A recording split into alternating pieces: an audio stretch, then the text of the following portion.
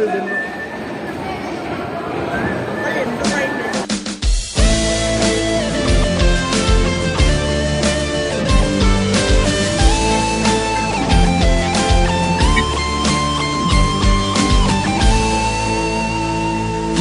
ba twin ngur check mai tu ngur check mai tu chẳng sao có mà ai hay với sao có mà ai tất men con karin see the kin fair the kin ready for the kin hey ready for box ready for move aru no chua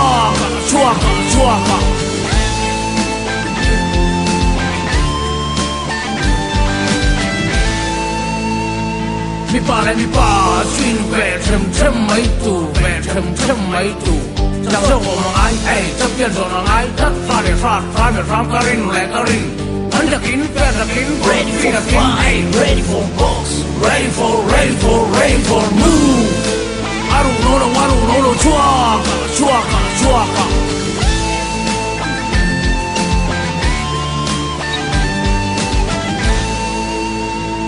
mi ba chuyên nuôi miệng mấy tủ chúng đừng có có mà ai lăng sao có mà ai cắt ngắn khăn karin hơi đã kín khâu đã kín nằm mấy lâu đã kín hey ready for box ready for move aru no chua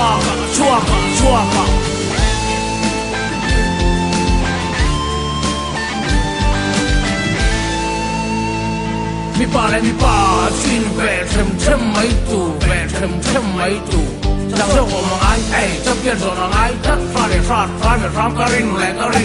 anh đã kín fair the kin ready for the kin hey ready for box ready for move aru no chua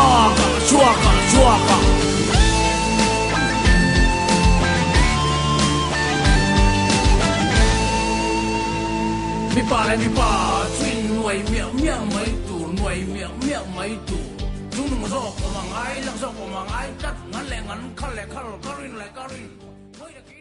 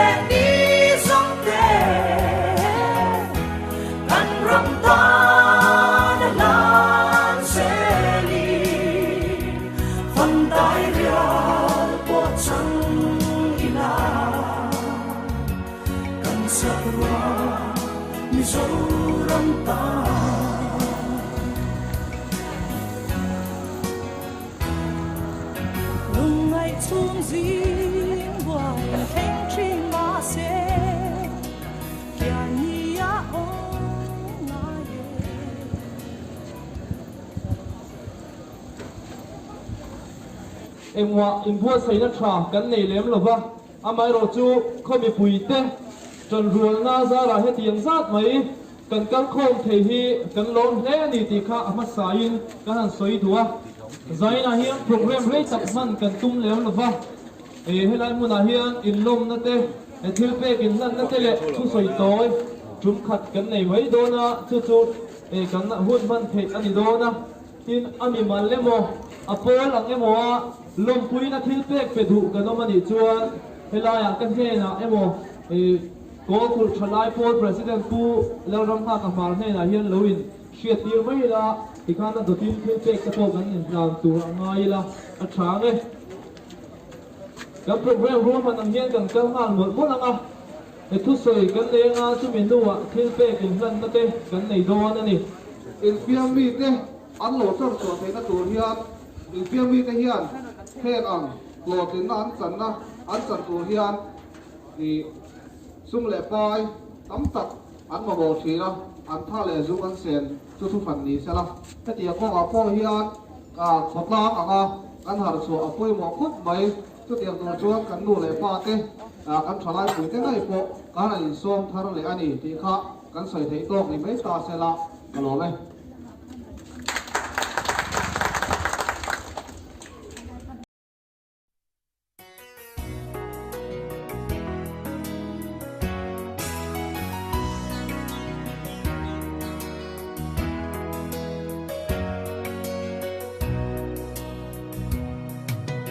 Hãy subscribe cho kênh Ghiền Mì Gõ để không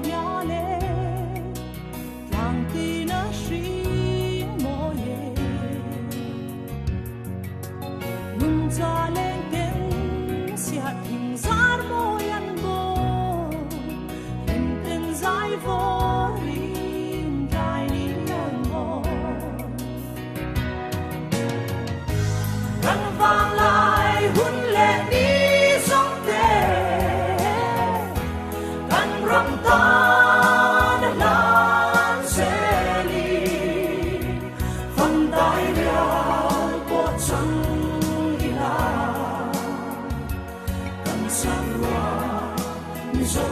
hấp dẫn